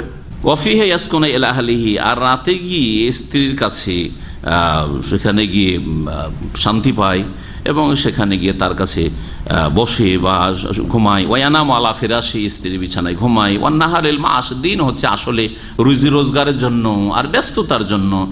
আল্লাহ পাক রব্বুল সূরা কাসাসের আয়াত নম্বর 73 ইরশাদ করেছে, ওয়া মিন রাহমাতিহি জাআলা লাকুমুল লাইলা ওয়ান নাহার, আল্লাহ পাকের রহমতের অন্তর্ভুক্ত হচ্ছে যে তিনি তোমাদের জন্য রাত এবং দিন সৃষ্টি করেছেন। লিতাসকুনু ফীহি, যাতে করে রাতে তোমরা আরাম বিশ্রাম করো। ওয়ালিতাবতাগু মিন ফাযলিহি, এবং দিনে তোমরা তার অনুগ্রহ সন্ধান করো। রাতের কথা আগে উল্লেখ করেছেন, তারপরে দিনের কথা। আর দুটো বিষয়, রাত কিসের জন্য, দিন কিসের জন্য, আল্লাহ পাক এই আয়াতে উল্লেখ করেছেন। দিনটা তাহলে কার হবে? তবে হ্যাঁ, দিনটাও রাতের আওতাভুক্ত, রাতের আওতাভুক্ত, মানে যার দিন, যার রাত, যে স্ত্রীর এই রাত, সেই স্ত্রী হচ্ছে সেই দিনটি, এটা হচ্ছে আসল। কিন্তু দিনে অন্য স্ত্রীদের ঘরে যাওয়া যাবে, জি, কথাবার্তা বলা যাবে, প্রয়োজনে খোঁজ খবর নেওয়া যাবে। ওয়ান আনাস রাদিয়াল্লাহু আনহু قال من السنة إذا تزوج الرجل البكر على السيب أقام عندها سبعا ثم قسم وإذا تزوج السيب أقام ثلاثا ثم قسم متفق عليه واللفظ للبخاري. وعن أم سلمة رضي الله عنها أن النبي صلى الله عليه وسلم تزوجها أقام عندها ثلاثا وقال إنه ليس بك على أهلك هوان إن شئت سبعت لك ওয়াইন সাব্বাতুল্লাহকে সাব্বাতুল নিসাই, রাওয়াহু মুসলিম। এই দুটি হাদিসে একটি বিষয় রয়েছে, সেটা হচ্ছে প্রথম যখন দ্বিতীয় বিবাহ করবেন, একটা স্ত্রী আছে, এক স্ত্রী অথবা একাধিক স্ত্রী আছে, তারপরে নতুন বিবাহ করবেন। নতুন যে বিবাহ করে নিয়ে আসলেন, নতুন নিয়ে আসলেন, এখন যাকে নিয়ে আসলেন নতুন, সে কুমারী হতে পারে অথবা কুমারী নাও হতে পারে, ঠিক না? বাকেরা কুমারী হতে পারে অথবা সাইয়েব হতে পারে, তালাক প্রাপ্তা অথবা বিধবা হতে পারে। এই ক্ষেত্রে নতুন বিবির কাছে কয়দিন থাকবেন, এই মশলা কার জানা আছে? যদি কারো জানা থাকে বলবেন। বললাম যে আপনি যাকে নিয়ে আসছেন নতুন অতিথি, সে কুমারী হইতে পারে আবার কুমারী নাও হইতে পারে। কুমারী হলে বিধান আলাদা, আর কুমারী না হলে, কুমারী হলে 7 দিন, মাশাআল্লাহ। আর যদি কুমারী না হয়, বিধবা, তালাক প্রাপ্তা, আগের স্বামীর মুখ দেখে অভ্যাস আছে, হ্যাঁ, তার এমনি তারপরেও থেকে অভ্যাস আছে, হ্যাঁ, ওই জগতে সে পদার্পণ কোনো কালে করেছে, সুতরাং তার জন্য 3 দিনই যথেষ্ট। কিন্তু একটা কুমারী মেয়ে আসছে, কুমারী মেয়ে আসলে কান্নাকাটি করে, বাপ মা ছেড়ে আসছে, ভাই বোন ছেড়ে আসছে, কান্নাকাটি করে না, করে না? আর তালাক প্রাপ্তার বিয়ে দিয়ে দেখেছেন কোনোদিন তালাক প্রাপ্তার বিয়ে বা বিধবার বিয়ে দেখেন? ও খুশি, হ্যাঁ, খুশি, কোনো চিন্তাই নেই, অভ্যাস হয়ে আছে এরকম গিয়ে, শ্বশুর বাড়ি গিয়ে অভ্যাসে আছে, ঠিক কিনা? পার্থক্য আছে, তাহলে পার্থক্য আছে। সুবহানাল্লাহ, আল্লাহ পাকের বিধান, ওহির বিধান কত যে মানুষের প্রকৃতির সাথে, নেচারের সাথে সামঞ্জস্যপূর্ণ। এটা নতুন মেহমান আপনজনকে ছেড়ে আসছে মন ভাঙা অবস্থায়, আর 3টে দিন তার সাথে থেকে যদি টান দেন তাহলে তার অবস্থাটা কি হবে, কি অবস্থাটা হবে? যেন 7 দিন, কমপক্ষে 7 দিন তার সাথে থাকো, তার সাথে ভালোবাসা পরিচিতি ভালো করে হয়ে যাক, আর তারপরে তখন পালা নির্ধারণ। এতদিন 7 দিন পর্যন্ত তাহলে অন্য স্ত্রীরা স্টপ থাকবে, তাদের কাছে রাতে যাওয়া চলবে। যদি তালাক প্রাপ্তা বা বিধবাকে বিয়ে করেন, কুমারী না হয়, তাহলে 3 দিন থাকা যথেষ্ট, 3 দিন থাকতে হবে। 3 দিন থাকার পরে তখন আপনি পালানির। আসেন এই মর্মে 2টি হাদিস শুনি। আনাস রাদিয়াল্লাহু তাআলা আনহু থেকে বর্ণিত, তিনি বলেন, মিনাস সুন্নাতে, সুন্নাতের অন্তর্ভুক্ত অর্থাৎ রাসূলুল্লাহ সাল্লাল্লাহু আলাইহি ওয়াসাল্লামের আদর্শ হচ্ছে, ইজা তাজাওয়াজার রাজুলুল বিকরা, যখন কোনো পুরুষ কুমারীকে বিয়ে করবে, আলা সাইয়্যিব মানে তার আরেক স্ত্রীর ওপর, এখানে সাইয়্যিব, আকামা ইনদাহা সাবান, তখন তার কাছে 7 দিন অবস্থান করবে। কুমারীর কাছে কি করবে? 7 দিন বিয়ের পরে অবস্থান করবে, 7 রাত। সুম্মা কাসামা, তারপরে পালা নির্ধারণ করবে, তারপরে তখন পালা শুরু হবে। ওয়াইজা তাজাওয়াজা সাইয়্যিবা, আর যখন বিয়ে করবে সাইয়্যিবাকে, মানে যেই ব্যক্তি তালাকপ্রাপ্ত অথবা বিধবা, আগে স্বামীর ঘর সংসার করেছে, আকামা সালাসান, তখন তার সাথে 3 দিন 3 রাত অবস্থান করবে। সুম্মা কাসামা, তারপরে পালা নির্ধারণ করবে। মুত্তাফাকুন আলী, হাদিস বুখারী মুসলিমের, আল্লাহুল বুখারী, বাক্যগুলি সহিহ বুখারী। দ্বিতীয় হাদিস উম্মে সালামা রাদিয়াল্লাহু তাআলা, নবী করিম সাল্লাল্লাহু আলাইহি সাল্লামের বিবি উম্মুল মুমিনিন থেকে বর্ণিত, আন্নান নবী সাল্লাল্লাহু আলাইহি তাজাওয়াজাহা, নবী সাল্লাল্লাহু আলাইহি ওয়াসাল্লাম যখন উম্মে সালামাকে বিবাহ করলেন, আকামা ইনদাহা সালাসান, তখন তার কাছে 3 দিন 3 রাত অবস্থান করলেন, জি, বাসর করলেন। ওয়াকালা, তারপরে বললেন, দেখো ভূমিকা, তাহলে যখন কোনো একজনকে এইরকম ছেড়ে হয়তো যাচ্ছেন আরেকজনের কাছে, তখন এইরকম কিছু কথা বলা ভালো, যাতে করে তার মনে অন্য কিছু না আসে, সংশয় না আসে, অথবা সে বিষয়টা তার সামনে ক্লিয়ার থাকে। প্রত্যেক বিষয়ে কোনো কথা বলো, আমরা দুনিয়ার ক্ষেত্রে খুব বুঝি, দুনিয়ার ক্ষেত্রে আমরা যথেষ্ট বুঝি। কারো কাছে ধার কর্জা চাইতে হয়, প্রথম একটু গল্প গুজব করলেন, হ্যাঁ কেমন আছেন, ভালো আছেন, হয়তো জিজ্ঞেস করতেন না, সরাসরি গিয়ে একটু ধার দেন তো, বলেন কেউ, হ্যাঁ সালাম দোয়া, একটু গল্প সল্প করে তারপরে বলছেন আমার একটু টাকার প্রয়োজন ছিল। যেমন দুনিয়া বোঝেন, দিনটাও এরকম বুঝতে হবে, দিনটাও এরকম, মানুষের অন্তরে কোনো ভুল ধারণা না হয়। নবী করিম সাল্লাল্লাহু আলাইহি ওয়াসাল্লাম 3 দিন অবস্থানের পরে বললেন, ইন্নাহু লাইসা বিকি আলা আহলিকি হাওয়ানুন, তোমার সম্পর্কে তোমার পরিবার, এখানে পরিবার বলতে আমরা পরিবার মানে স্ত্রী শুধু বুঝি, স্ত্রী আর ছেলে মেয়ে, তাই না? আর স্ত্রীর জন্য একজন মহিলা যদি বলে এটা আমার পরিবার, তো তখন কারা উদ্দেশ্য হবে? স্বামী তখন সামিল হবে না, হবে না? স্বামী এবং ছেলে মেয়ে, ঠিক না? তো এইখানে নবী সাল্লাল্লাহু আলাইহি ওয়াসাল্লাম বলছেন তার স্ত্রীকে যে তোমার পরিবার বলছেন, তার মানে তোমার স্বামী, এখানে তোমার স্বামী বোঝানো হয়েছে। ইন্নাহু লাইসা বিকি আলা আহলিকি হাওয়ানুন, তোমার সম্পর্কে তোমার পরিবারের কাছে লাঞ্ছনামূলক কোনো আচরণ নেই, মানে তোমার কাছে 3 দিন থেকে তোমাকে লাঞ্ছিত করে ছেড়ে দিয়ে চলে গেলাম, অপদস্থ করলাম, 3 দিন পরে চলে গেলাম, হ্যাঁ তোমার মানহানি করলাম, এমন ভাবিও না তুমি, হ্যাঁ বরং তোমার মর্যাদা আমার অন্তরে আছে, তোমার ভালোবাসার স্নেহ আমার অন্তরে আছে। এই নয় যে তুমি আমার কাছে আগ্রহের পাত্র না, তোমার ওপর আমার আগ্রহ নেই বা ভালোবাসা নেই, সেই জন্য আমি 3 দিন থাকার পরে চলে যাচ্ছি আর এক স্ত্রীর কাছে, এটা তুমি কখনো কল্পনাই নিয়ে আসিও না, এই হচ্ছে বলা উদ্দেশ্য। তারপরে আরেকটি বিধান অতিরিক্ত এখানে রয়েছে, 3 দিন থাকার পরে পালা নির্ধারণ করেন, আর যদি ওই স্ত্রী নতুন যে এসেছে আপনার ঘরে, সে বলে যে না 3 দিন থাকা চলো, আরও আমার কাছে থাকো, তোমার কয়দিন থাকো? বলছে আমার কাছে 7 দিন থাকতে হবে। ঠিক আছে, তোমার কাছে যদি 7 দিন থাকে, তখন সবার কাছে তখন 7 দিন থাকা শুরু হয়ে যাবে, বুঝতে পারলেন হুকুম? তখন গিয়ে আবার একদিন পালন না, যেহেতু ডিমান্ড করে আরও 4 দিন চেয়ে নিয়েছে, সুতরাং তার জন্য আপনি অন্যের কাছে, অন্য স্ত্রী যা আছে তার কাছেও 7 দিন করে থাকবেন। এই বিষয়টি নবী সাল্লাল্লাহু আলাইহি ওয়াসাল্লাম এখানে উল্লেখ করেছেন, ইন শি'তি সাব্বাতু লাকি, যদি তুমি চাও তাহলে তোমার কাছে আমি 7 দিন অবস্থান করব, 7 রাত থাকবো, আর তারপরে পালা নির্ধারণ না, তারপরে অন্যের কাছে আমাকে 7 দিন করে থাকতে হবে, কারণ তুমি বেশি চেনেছো তাদের কাছে যেতে আমার বিলম্ব হয়েছে। ওয়াইন সাব্বাতুল্লাকি, আর তোমার জন্য যদি 7 দিন আমি করে দিই, এখন তোমার কাছে 7 দিন আমি অবস্থান করি, সাব্বাতুল নিসাই, তাহলে 7 দিন অন্য স্ত্রীদের জন্য আমাকে কি করতে হবে, নির্ধারণ করতে হবে, 7 দিন করে তাদের কাছেও আমাকে থাকতে হবে। রাওয়াহু মুসলিম, হাদিস সহিহ মুসলিমের। তাহলে একটা অতিরিক্ত মাসলা বুঝলেন।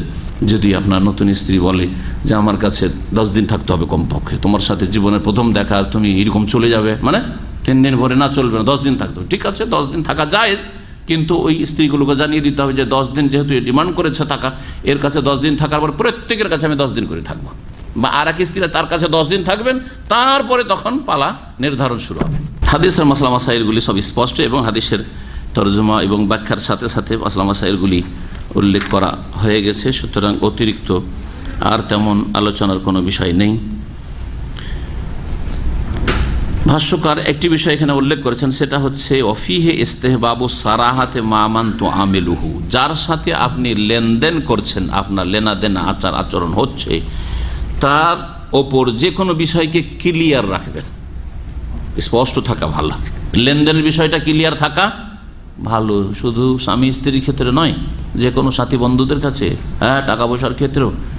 এই ক্ষেত্রে অনেকে ক্লিয়ার করতে চান, ক্লিয়ার করাকে নিজের জন্য মানিজ্যদের বিষয় মেনে নেই। যদি কাউকে ধার দিচ্ছেন আপনি, আর যদি বলেন যে ভাই কয় মাসের জন্য নিচ্ছেন, কেমন কথা হইল, কয় মাসের জন্য মানে এটা কেমন কথা হইল, তাই না? অজ্ঞতা আসলে আমাদের মুসলিম সমাজের। ভাই যখন আমরা ধার দেওয়া করলাম, হায়াত মতের বিশ্বাস নেই, আল্লাহ কোরআন লিখার কথা বলেছেন, যদি এতটা ভূমিকা বাঁধেন আরেকজন মুসলিম হয়তো মেনে নেবে, তারপরও লিখতে বলেন। আমি জানি আমাদের সেন্টার আসার লোক কোনো এক সময় সেন্টার আসে, ধার দিয়েছে, এক ভাই এসে বলছে যে শেখ ওকে ধার দিলাম, আর ধার দেওয়ার পরে বলছে একটু লিখে দেন। আমাকে বিশ্বাস করেন না, আপনি বিশ্বাস করেন না, লিখে দিতে হবে মানে আউযুবিল্লাহ। আল্লাহ কোরআনে বলছেন ইযা তাদায়ানতুম বিদাইনিন ফাকতুবু, যখন লেনদেন করবে, ধার কর্জা দেবে অথবা নেবে, ফাকতুবু লিখে নাও, লিখে নাও, সাক্ষী রাখো। সাক্ষীও রাখেন না, লিখেও দিবেন না। আপনি মারা গেলেন, আপনার স্ত্রীকে গিয়ে যদি বলেন আমরা জানি না, আমার বাপকে বললে আমরা জানি না, তাহলে কি হবে অবস্থাটা? হতে পারে না? অথবা এর বিপরীতটা হইতে পারে, এর বিপরীতটা হইতে পারে যে আপনি বেঁচে আছেন কিন্তু যেই ব্যক্তি ধার সেই মারা গেছে, সেই মারা গেছে, তাহলে তার পরিবারের লোকেরা জানেই না, কারণ লিখিত নেই, জানেও না যে কার কাছে কি আমার স্বামী পেত বা আমার ভাই পেত টাকা পয়সা, কিছুই জানে না। সুতরাং কারো কাছে তলবও করতে পারছে না। আর আজকাল তো মাশাআল্লাহ তলব না করলে পাওয়া যাবে না, চাইলে পাওয়া যেতে পারে। একজন লোক ঢাকায় দাওয়াতি কাজ করে, নাম বলছি না, ওর কাছে আমাদের এক ছাত্র ভাই এখানে 2-3 বছর ধরে ধার দিয়ে রেখেছে, অনেক টাকা ধার দিয়ে রেখেছে। তারপর যখন 2-3 বছর পর আমাকে বলছে শেখ ওর কাছে চাইবো টাকাটা। বলছে চাইবেন না কেন, টাকা ধার দিয়েছেন, চাইবেন আপনি? চেয়েছে বলছে টাকাটা এতদিন দিলেন না, আপনি টাকাটা এতদিন ধরে আপনার কাছে টাকাটা দিলেন না, এইভাবে বলেছে। বলছে আপনি চেয়েছেন, দিনের দাওয়াতের কাজ করে আর বলছে আপনি চেয়েছেন আমার কাছে, চাননি তো কি দেবো? তাহলে চাইতে হবে, তাহলে দেবে। কত জাহালত! যদি যে দিনের দাওয়াতের কাজ করে সে যদি এত বড় জাহিল হয়, তাহলে উম্মতকে কি শিখাবে? আর সুতরাং বিষয়গুলি ক্লিয়ার হওয়া উচিত, যে কতদিনের জন্য ধার নিচ্ছেন, কতদিনের জন্য ধার দিচ্ছেন। আপনি ধার দেওয়ার সময় ভাবছেন যে 1 সপ্তাহের জন্য, আর ও বেঁচে ভেবে আছে যে শাইখের কাছে তো টাকা পয়সা মাশাআল্লাহ অভাব নাই, সুতরাং অসুবিধা নেই, 6 মাস 1 বছর দেবো, যখন ইচ্ছা তখন দেবো। না, ক্লিয়ার হওয়া উচিত। তো যে কোনো বিষয়ের ক্ষেত্রে নবী করিম সাল্লাল্লাহু আলাইহি সাল্লাম কোথা থেকে ইস্তেমবাদ করলেন? উম্মে সালমার কাছে 3 দিন থেকে টান দিয়ে চলে যেতেন অন্য স্ত্রীর পালা নির্ধারণ করে। বলার কি প্রয়োজন? না, বললেন যে দেখো বিবাহ করার পরে তোমাকে 3 দিন থাকলাম, এটা হচ্ছে তোমার অধিকার, ন্যায্য অধিকার, আর তারপরে আমাকে পালা নির্ধারণ করতে হবে। এখন যদি তুমি বলো যে না 7 দিন আমার কাছে থাকতে হবে, তাহলে 7 দিন তুমি যদি আমাকে রাখো, তাহলে সবার কাছে 7 দিন থেকে তারপরে 7 দিন করে যখন তোমার পালা পড়বে তখন আবার তুমি সুযোগ পাবে, বা তোমার কাছে আসার আমি সুযোগ পাবো। বিষয় ক্লিয়ার। এখন কোনটা চাও তুমি? 7 দিন করে থাকবো তোমার কাছে, নাকি 3 দিন থাকা হইলো তারপরে একদিন করে সবার কাছে থেকে কয়েকদিন পরেই তোমার কাছে চলে আসছি? ক্লিয়ার হইলো না? ক্লিয়ার করে দেন। এই কথাই ভাষ্যকার এখানে উল্লেখ করেছেন, ফাতুখবিরু বিমা লাহু মিনাল হক, ন্যায্য অধিকারের ক্ষেত্রেও জানিয়ে দেবেন। আমরা স্ত্রীদেরকে অধিকার ক্ষেত্রে জানাতে চাই না। আমাদের একদিনই ভাই আছে এখানে বলছে স্ত্রীকে বেশি দর্শে নিয়ে আসবো না। কেন? ও বেশি মাসলা জেনে নিলে বিপদ আছে। আজকের এই সব মাসলা যদি জেনে নিলে বিপদ আছে না? নেই? এক ভাইরা বাংলাদেশের ঘটনা, যায় দেশে গিয়ে শুধু ওই স্বামীর অধিকার আমার বক্তব্যটা শোনায়, স্ত্রীকে শুধু স্বামীর অধিকার, শুধু স্বামীর অধিকার। আর একটা বক্তব্য আছে স্বামী স্ত্রীর অধিকার। ও মহিলা হার্ড ডিস্ক দিয়েছে, ওকে হার্ড ডিস্ক খুঁজতে খুঁজতে স্ত্রীর অধিকারটাও পেয়ে গেছে। পেয়ে যাওয়ার পর নিজে শুনে তারপরে স্বামীকে বলছে, এই বসো তুমি শোনো, আজকালকার অধিকাংশ পুরুষ বা সুবিধাবাদী, নিজের হকটা চায়। স্ত্রী হোক আর যেই কেউ হোক, ন্যায্য অধিকারটা জানিয়ে দিত। আপনার কর্মচারীকে ক্লিয়ার করে দেন, তোমার বেতন এত, আমার দায়িত্বে বাসা, খাওয়া দাওয়া তোমার দায়িত্ব। ও কল্পনা জল্পনা করে বসে আছে হাউস ড্রাইভার, যে আমাকে বাসাও দিবে খাওয়াও দিবে, যদি স্পষ্ট না থাকে, ঠিক না? স্পষ্ট করে দিতে হবে। জি, যে কোনো ক্ষেত্রে এই মাসলা, যে কোনো ক্ষেত্রে, শুধু স্ত্রীর ক্ষেত্রে নয়, স্ত্রীর হকের ক্ষেত্রে যে হকগুলি তাদের রয়েছে, হকগুলি জানিয়ে দিতে হবে। মেয়ে ছেলে মেয়েদের ক্ষেত্রে জানিয়ে দিতে হবে। আজকাল আমাদের বাঙালি সমাজের মেয়েরা জানে না যে বাপ আর মায়ের ধন সম্পদে আমাদের এত বড় হক আছে, বরং জেহালতের অজ্ঞতার শেষ নেই। আর জানায় না, বাপ মাও জানায় না, আর সমাজও জানে না। আমাদের ওয়াজ মাহফিল মানে শুধু শিরক বিদআতের আলোচনা, মাসলা মাসাইলের আলোচনা নেই। লিজাকার মিসলু হাযিন উরসায়াইন, যদি ভাই পাই 2 লাখ তো বোন পাবে 1 লাখ, জানানো হয় না। আর মগজে ঢুকে আছে যে ভাইদের কাছ থেকে বাপ মা ইন্তেকালের পরে যদি জমি জায়গা নিয়ে চলে আসি, তাহলে এটা তাদের সাথে খারাপ আচরণ করলাম। হ্যাঁ, ভাইদের বাড়ি গিয়ে উঠবো, এই মুখটা আমাদের থাকলো না, কি মুখ নিয়ে সেখানে যাব? আমার আম্মা বলছে জমি নিয়ে আসার জন্য বলা হচ্ছে, ভালো জমি জায়গা আমার নানার ছিল, বুঝছে, জমি জায়গা নিয়ে নানাও মারা গেছে, নানিও মারা গেছে, গল্প না বললে বুঝবেন। এটা হচ্ছে সকল সমাজের অবস্থা আমাদের দেশে। জমি জায়গা নিয়ে চলে আসেন আম্মা, বলছে যে ওদের বাড়ি যাতায়াত করবো না, জমিটা নিয়ে চলে আসবো। তো আমি বললাম তাহলে তো হোটেল হলো, অগ্রিম বিল দেওয়া আছে, মামাদের বাড়ি অগ্রিম বিল দেওয়া আছে, এটা হোটেল। হ্যাঁ, এমনি হোটেল, আমি মজাক করে বলছি।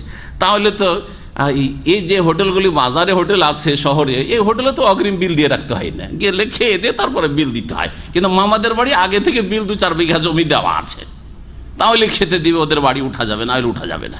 আউযুবিল্লাহ, অজ্ঞতার শেষ নেই মুসলিম সমাজে, জানেই না অধিকার, যার ফলে লজ্জা পাই। কি বলে চাইবো ভাইদের কাছে, বলবো জমি দিয়ে দাও আমার, হ্যাঁ টাকা পয়সা দিয়ে দাও, আমার হক দিয়ে দাও, বাপ মা থেকে কি পাচ্ছি দিয়ে দাও, বলার সাহসী পাই না। বেয়াদবি মনে করে, ভাইদের হক নষ্ট করলাম, ভাইদের সাথে খারাপ আচরণ করলাম, নাউযুবিল্লাহ। আর ভাই চেয়ে নিচে খারাপ আচরণ করে না বোনের সাথে, কোনো খারাপ আচরণ না। আল্লাহ পাক সকলের হক, ইন্নাল্লাহ কাদ আতা কুল্লা জি হাক্কিন হাক্কাহু, প্রত্যেক হকওয়ালাকে আল্লাহ পাক হক দিয়ে দিয়েছেন ভাগ বন্টন করে, হক দিয়ে দিয়েছেন ভাগ বন্টন করে, প্রত্যেককে আল্লাহ পাক ন্যায্য অধিকার দিয়ে দিয়েছে। সুতরাং হকগুলিকে ক্লিয়ার রাখেন। হ্যাঁ, ভাই বোনকে বলে দেন যে তোমার এতটা অধিকার আছে, এত বিঘা জমি পাবে তুমি, টাকা পয়সা আমার আব্বার বা মায়ের এত টাকা জমা আছে, এত টাকা তুমি পাবে, ক্লিয়ার করে দেন। সব কিছুতে স্পষ্টতা থাকা উচিত। আল্লাহ পাক যেন তৌফিক দান করেন। আল্লাহ পাক আমাদেরকে সার্বিক জীবনে দিন ইসলাম পালনের তৌফিক দান করেন। ওয়া সাল্লাল্লাহু আলা নবিয়িনা মুহাম্মদ ওয়া আলা আলিহি ওয়া সাহবিহি।